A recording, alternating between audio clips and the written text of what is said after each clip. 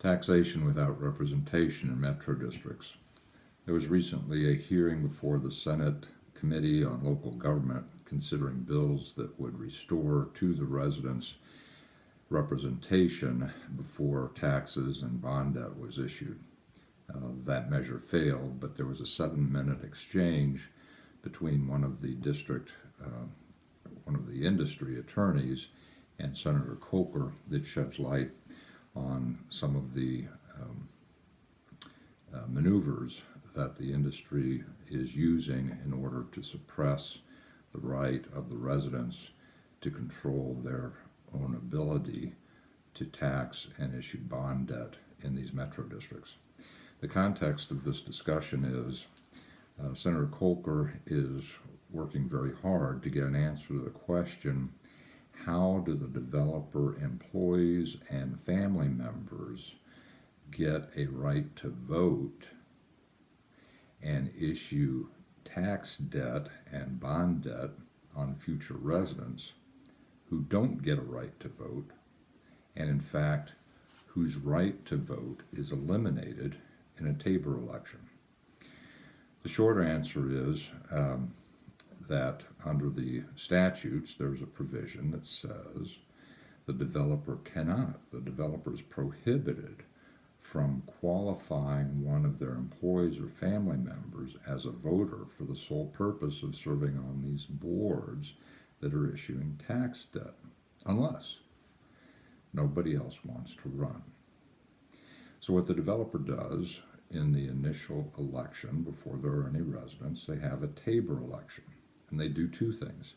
One is they establish an outrageous amount of debt, like a blank check or a very high credit card limit, and they draw down on that when they issue bonds and issue taxes. Unfortunately, at the same time, what they do is eliminate the right of the voters to have any input on whether or not bond debt is ever issued. That right is assigned to the board. And of course, the developer works very hard to maintain control of that board and keep the residents from serving on that board as long as they can. So here's the exchange, and I'll have some additional comments as we proceed. And so we are required to do that. That has the information for how to obtain a self-nomination form. And so we feel that the requirement to then subsequently mail, not just to registered electors, but residents, which includes 5-year-olds, that we would have to mail to them a self-nomination form. And so it's really duplicative, and that's where our concern is on that specific part of it, where we feel like it's already been handled in your amendment for 262. We also post this on the website, so we have a lot of ways to get that information to voters so that those who are interested can run. Thank you. And so the terms are 4 years, but at the very beginning it's 6 months to 2 years staggered. Yeah. And are there 5 seats initially? That's correct. They can expand to 7. Correct. And I'm trying to find the statute. If you happen to have the statute, not right now, but so I can look at that in the statute book, trying to skim it real quick. Sure. My issue with this beginning is you said they have to own or have a contract, and as Mr. Carlson stated before, that contract can be open-ended to a certain period of time, not for perpetuity, but you can have it. What does it take? What's the requirement to have a contract on the land in a brand new district? Right. So Ms. Tanaka, so much. I brought it with me, knowing you might need it. I will pull that section for you, Senator, and be able to. You can get it to me later. Yeah, that would be great. It's the contract portion. Sure. What does it take? There are stylistic changes in the industry or stylistic differences as far as the contract to purchase. In our firm, we tie it to their term. So if they have a 2-year term, we tie it so that contract expires after that term. So but what does it take to get the contract? The owner? Money down? How much do they have to put down? Right. What's in there? I don't see anything in statute that says what that contract has to be. They sign a piece of paper and they have a contract. Ms. McGetty, McGree, Yes, thank would you you. like to answer that as well? Certainly. 32108 is a very specific statute that talks to the question of the moment in time when you are needing individuals to be qualified as electors, and there aren't any who come forward who are qualified. One of those times is at the time of organization. And so the consideration for that contract is in part your willingness to serve on the board at a time when there isn't anyone else who can come forward, and you serve on the board. But there's no monetary requirement to There is have a it. monetary requirement, but I'm saying the bigger consideration, I think, beyond the monetary requirement is the commitment of that individual to serve as a board member. And that is a big responsibility because as a board member, you have fiduciary duties and responsibilities for very important decisions about frequently millions of dollars worth of debt and construction. And so as a board member, you're taking on a lot of responsibility. But you can back, sorry, Madam Chair, Sure. Go ahead, Senator Coker. but you can back out of that contract at any time. Ms. McGetty. Well, every contract has different terms and provisions, and so whether or not the contract is specifically enforceable and under what terms and conditions, you'd have to see the specific contract. And But again, give me an idea on a down payment and the monetary requirement for these contracts. yeah, again, I'm not a real estate lawyer, and everybody's firm is a little different. Our firm doesn't. How do you say? The buyer and seller in the contracts that you're referring to are not represented by district council. They're represented by real estate attorneys, and so real estate attorneys would have to answer those questions for you. But I guess what I'm saying is, what is the essence of what's in 3210808 and in that statute is that it is recognized that there are not eligible electors at certain points in time, or not eligible electors who've come forward to serve. And so that's a time when you can qualify someone with a conveyance of a deed or execution of a purchase and sale agreement. The point, well, another thing I want. So, what Ms. McGeady is essentially saying is that there is no contract. The statute requires a contract where money is paid for an option to purchase a property. What they're saying is there's no money paid, but the consideration is the promise and the obligation to represent the citizens on these boards and exercise their fiduciary duty in making these decisions. What she doesn't say is that many, if not most, of these individuals serve on more than one board at any one time, and they get paid to do this by the developer. David Magoya in the Denver Gazette recently disclosed that one such person is paid $45,000 a month. $45,000 a month to sit on the board and make these decisions. They are being paid by the developer. They have a conflict of interest with the residents because they are working for the developer in passing tax debt and bond debt that pays taxes from the residents to the developer. So what she's saying is, in essence, they're manipulating the statute to say there is a contract which then qualifies these people to vote, but in fact there isn't one. The consideration is their promise to do such a good job in representing the residents when in fact they're being paid by the developer. They continue.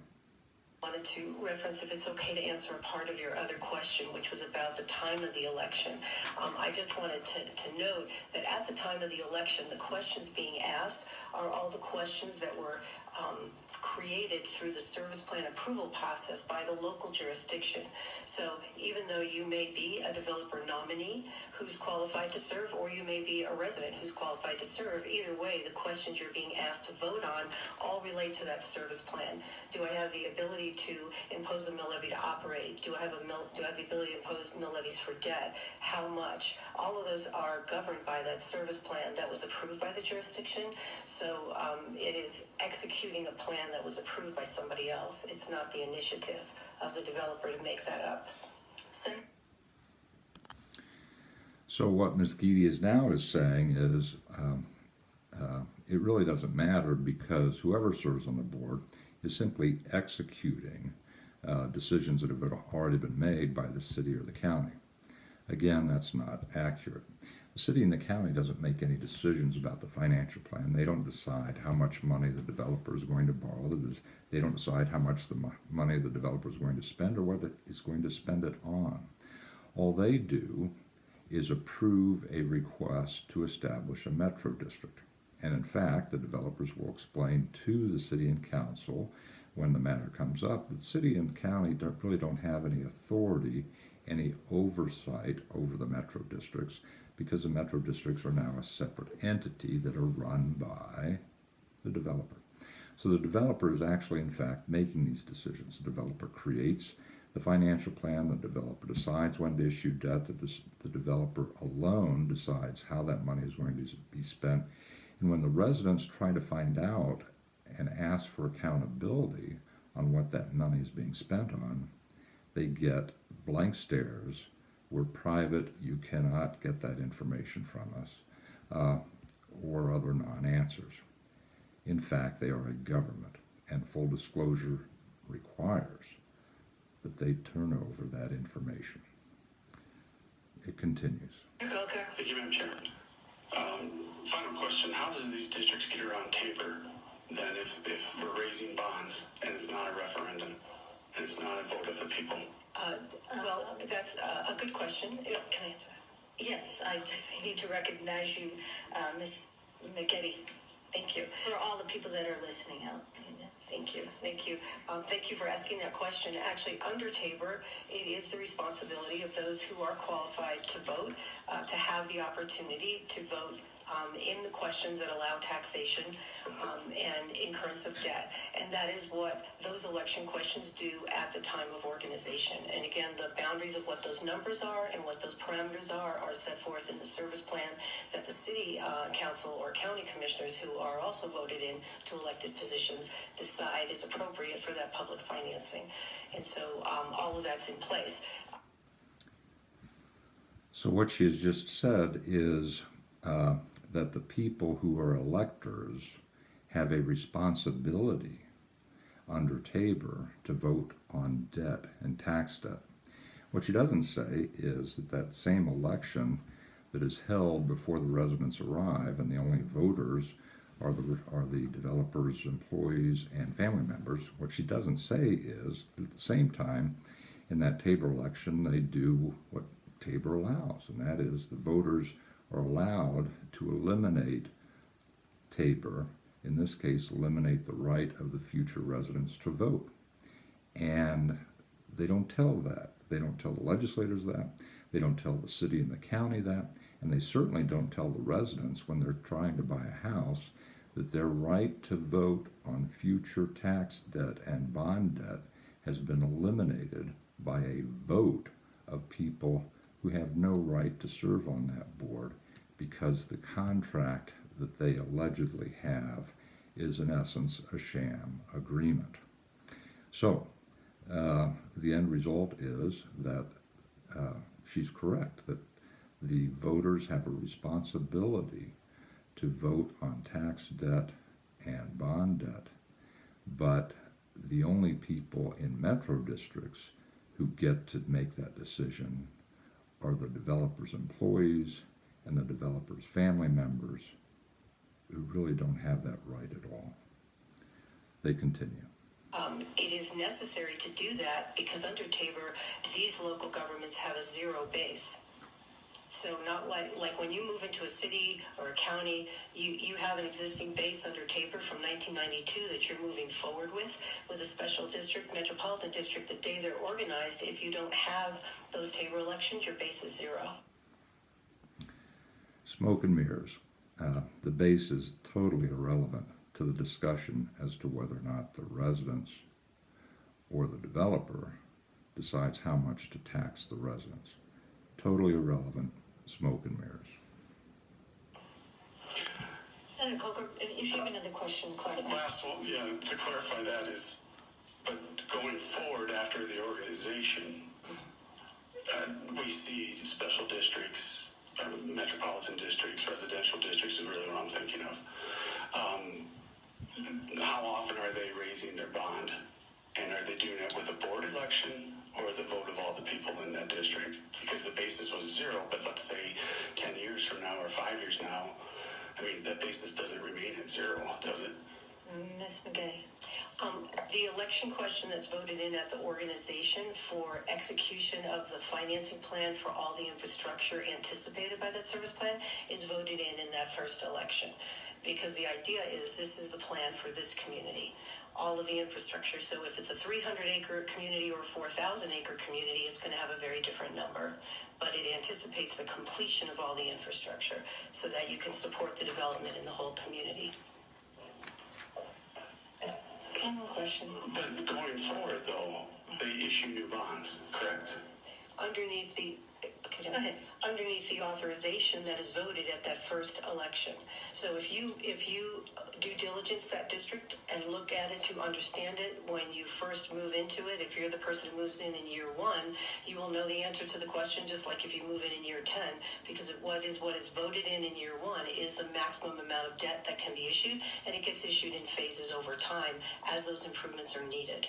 So no one is really going beyond that maximum amount of debt, or they have to reauthorize that, and then the reauthorization is not done through a board election, but through a resident election. If you were to exceed that, you would have to do several things. Most likely, you'd have to do a service plan amendment through a public hearing process with the county or city that you were originally approved in, and then you'd have to go back and vote. Okay, thank you. So, in order to find out what tax burden that the developers, employees, and family members have voted to impose upon you as the tax-paying residents, you have to do your due diligence when you purchase the home. And that due diligence requires that you find the ballot measures that were passed in this initial election when there were no residents. You will not find that ballot issue on the government, the DOLA website in most cases. You will not find that ballot issue in the service plan. The cities and the counties don't see that ballot issue unless they specifically ask for it. And if they do, what they're going to see is a single-spaced, full-page, all caps, legalese that is totally incomprehensible to the layperson.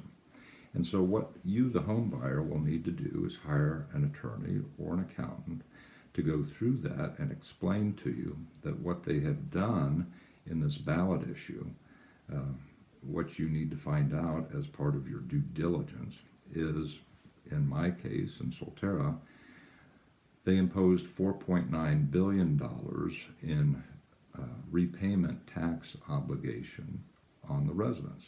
The residents could be obligated, if the developer so desired, to pay up to $4.9 billion. You would also find out in that single-spaced, all caps, totally incomprehensible ballot issue that you have given up your right through Tabor, you have given up your right to vote on tax debt, and you've given that right to the developer on the board. Only the board will be able to tax and make decisions on bond debt. The residents will never have that vote that they would normally have under Tabor. And as you're doing your due diligence, you will find that in many cases that document is only available through the court records, which are in most cases only accessible to the attorneys. So there we have it. That's a brief exchange between the industry and a legislator who's doing his best to get to the bottom of it, and you will see the exchange, how the dynamic works. I'll continue these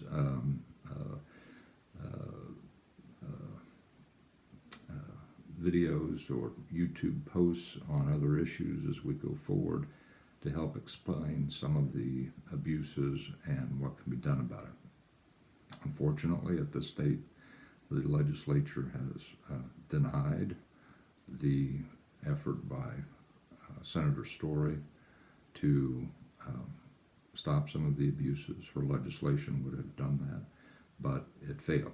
Hers was the only vote. So we continue.